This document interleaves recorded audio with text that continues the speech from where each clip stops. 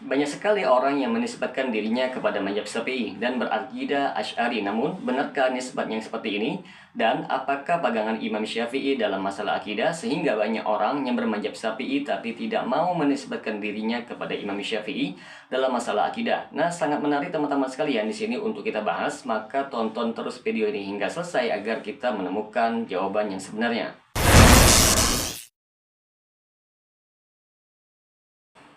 Assalamualaikum warahmatullahi wabarakatuh. Jumpa lagi dengan saya Rio Meliadi di channel Manhaj Dakwah. Pada episode kali ini kita akan membahas tentang sebuah klaim, yaitu jika belajar mazhab Syafi'i maka otomatis akan menjadi seorang Asy'ariyah. Maka langsung saja kita bahas. Wahai para Syafi'iyah dalam masalah fikih, namun Asy'ariyah dalam masalah akidah.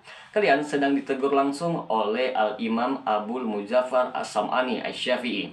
Beliau mengatakan, tidak selayaknya bagi siapapun yang membela mazhabnya dalam furu' yaitu fikih, namun kemudian membenci metodenya dalam usul yaitu akidah. Apakah Al-Imam Asy-Syafi'i Al-Mujani Ar-Rabi penganut akidah Al-Asy'ari? Semoga Anda tidak mabuk. Az-Zahabi menceritakan di dalam kitab Syiar A'lam Nubala bahwa dahulu Ibnu Nasr, salah seorang Syafi'iyah yang berakidah Asy'ari, pernah bermimpi berjumpa Rasulullah SAW yang berpesan agar ia berakidah dengan akidahnya mazhab Asy-Syaikh Abul Mansur Al-Qayyad, yaitu berakidah Salafi bukan Asy'ari dan bermazhab Hambali. Kemudian ia menceritakan mimpinya tersebut kepada Asy-Syaikh Abul Mansur, maka Asy-Syaikh berkata kepadanya, "Wahai Ananda, tidaklah ada pada mazhab Syafi'i melainkan kebaikan. Saya tidak mengatakan kepada Anda tinggalkanlah mazhab tersebut, namun janganlah Anda berakidah dengan akidah Al-Asy'ari." Di sini teman-teman sekalian, siapa yang tidak mengenal Al-Imam Ibnu Khuzaimah? Beliau adalah penulis kitab Sahih Ibnu Khuzaimah. Muhammad bin Ishaq bin Khuzaimah bin Al-Mughirah yang berkunyah dengan Abu Bakar, Tajuddin As-Subki, ketika memulai menulis biografi beliau, maka kalimat pertama yang beliau lontarkan ialah Ibnu Khuzaimah adalah seorang mujtahid mutlak. Beliau adalah salah satu ulama besar bermazhab Syafi'i pada tabakat ketiga yang wafat antara tahun 300 sampai 400 Hijriah, pengarang banyak kitab dan sangat panjang pujian ulama terhadap beliau. Ini bisa kita cek langsung di dalam kitab Tabakat Asy-Syafi'iyah Al-Kubra halaman 84 jilid 3. Bagaimana akidah beliau? Beliau mengabarkan sendiri bagaimana akidah beliau sendiri di kitab yang beliau tulis dengan judul Kitab At-Tauhid wa Isbat wa Sifat Ar-Rabb Azza wa Jalla. Di dalam kitab tersebut, beliau menetapkan sejumlah sifat-sifat yang tinggi bagi Allah yang tidak ditetapkan oleh mazhab Asy'ariyah. Beliau menetapkan bagi Allah sifat wajah, sifat mata, sifat kedua tangan, sifat nuzul, sifat istiwa di atas aras, sifat kalam, dan juga beliau menetapkan bahwa Al-Quran kalamullah bukan kalam nafsi, ibarah atau hikayah anilah seperti versi Asy'ariyah dan Kulabiyah, sifat tertawa dan lain sebagainya. Demikian pula dengan Al-Mujani, Abu Ibrahim Ismail bin Yahya Al-Mujani, murid Al-Imam Muhammad bin Idris Asy-Syafi'i di Mesir. Beliau pun tidak berakidah dengan akidah Asy'ariyah, bahkan beliau berakidah sebagaimana para ulama sebelum beliau termasuk gurunya. Beliau berkata tentang Allah di kitab beliau Syarhus Sunnah halaman 81, Allah tinggi di atas arasnya. Bahkan Az-Zahabi mengutip dari Al-Mujani yang menuturkan, tidak sah tauhid siapapun hingga ia mengetahui bahwa Allah di atas aras dengan sifat-sifatnya. Maka jelaslah perbedaan yang sangat tajam antara akidah beliau dengan akidah Asy'ariyah. Al-Imam Asy-Syafi'i sendiri pun tidak berakidah dengan akidah Asy'ari.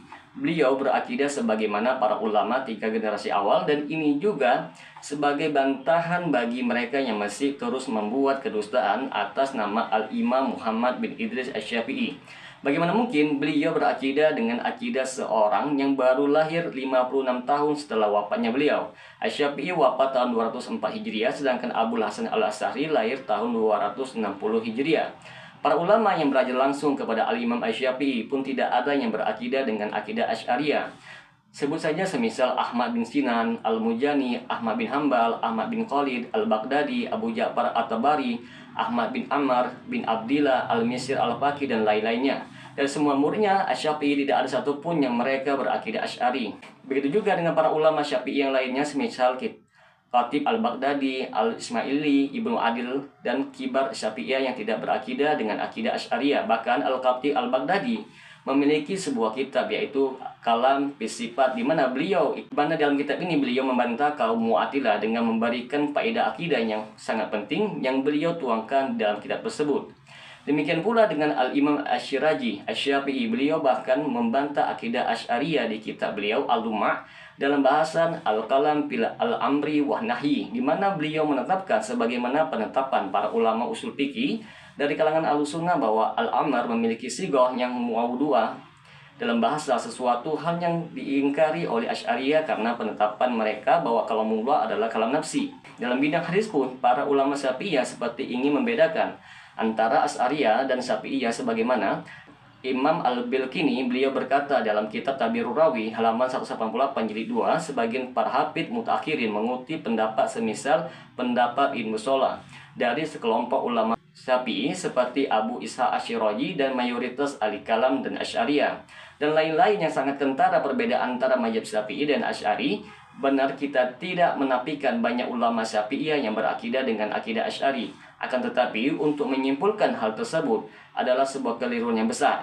Ada sebuah fakta yang menarik yang akan kita ungkapkan di sini tentang Imam Syafi'i. Imam Syafi'i tidak hanya pakar dalam bidang akidah dan yang terkait dengannya, tapi beliau juga pakar dalam bidang ilmu yang lainnya. Sebagian orang ada yang terkecoh ketika tidak mendapatkan referensi karya tulis beliau atau ketika melihat isi dari karya tulis beliau yang membahasnya tidak luas, lalu buru-buru mengambil kesimpulan bahwa beliau kurang menguasai bidang tersebut. Hal ini disebabkan karena orang tersebut tidak tahu bagaimana metode penyebaran dan pengajaran ilmu pada zaman mutaqaddimin. Ya, ini pada zaman itu ilmu-ilmu Islam dihafal di dada-dada mereka lalu disampaikan secara bertalaki secara sambung menyambung hanya memang karena keterbatasan sarana dan prasarana tulis menulis. Maka tidak semua ilmu mereka tuangkan dalam bentuk tulisan.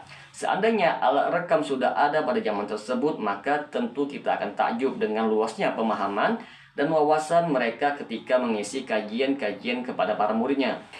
Salah satu hal yang membuktikan bahwa Imam Asy-Syafi'i ahli dalam bidang lainnya, banyak para ulama melakukan penelitian terhadap riwayat-riwayat yang disandarkan kepada Imam Syafi'i terkait pernyataan atau komentar beliau terhadap permasalahan dalam bidang ilmu tertentu. Misalnya tentang tafsir, Dr. Ahmad bin Mustafa Al-Faron dalam disertasi doktoralnya telah melakukan penelitian terkait riwayat-riwayat penafsiran dari Imam Syafi'i yang kemudian disertasi tersebut diterbitkan dengan judul Tafsir Al-Imam Syafi'i. Begitu Al-Imam Al-Bahaqi telah menyusun sebuah karya tulis yang berjudul Ahkamul Quran li Syafi'i, dan masih banyak ulama lainnya yang melakukan hal seperti ini. Al-Muhim, kepakaran Imam Syafi'i tidak hanya terbatas dalam bidang fikih dan usul fikih saja. Di antara hal yang kebanyakan orang, khususnya para pengikut mazhab Syafi'i dari kalangan mutaakhirin dan kontemporer adalah ketidaktahuan mereka bahwa imamnya juga pakar dalam bidang akidah. Sebagaimana penjelasan di atas, tidak didapati atau minimnya referensi terkait pendapat atau penjelasan beliau dalam masalah akidah bukan berarti beliau tidak pakar dalam bidang ini. Oleh sebab itu, banyak ulama yang mengkritik para pengikut Syafi'i yang mengambil fikih dari imamnya, namun dalam bidang akidahnya mengambil mazhab dari ulama yang lain. Di antara ulama yang mengkritik fenomena ini adalah Dr. Jamal Al-Muraqibi. Beliau berkata, "Aku tidak melihat seorang pun dari Syafi'iyah yang membicarakan akidah imamnya. Bahkan yang nampak kebanyakan Syafi'iyah mendeklarasikan dirinya selama-lamanya dalam bab akidah di atas mazhab Asy'ariyah, sehingga mereka menisbatkan diri kepada Syafi'i dalam masalah furu' dan menisbatkan diri kepada Al-Asy'ari dalam masalah usuluddin."